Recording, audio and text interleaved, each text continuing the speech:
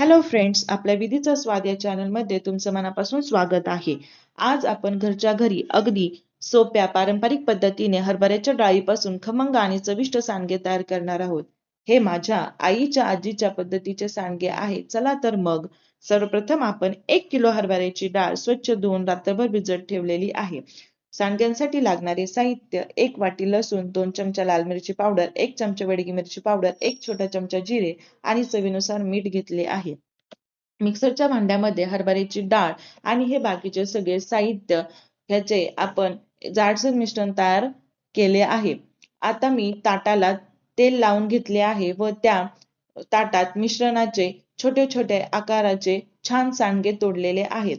हे सांडगे आपल्याला वर्षभरासाठी साठवूनही ठेवता येतात। ह्या सांडग्यांची भाजी खूप छान होते आणि खायलाही खूप स्वादिष्ट लागतात। तुम्ही बघू शकता किती छान कलर आला आहे सांडग्यांना। हे सांडगे उन्हात वाळत घालायचे आहे।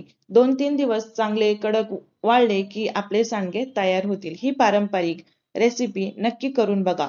व्हिडिओ आवडला असेल तर लाईक, शेअर आणि आपल्या विधीचा स्वाद चॅनलला सबस्क्राईब करायला विसरू नका।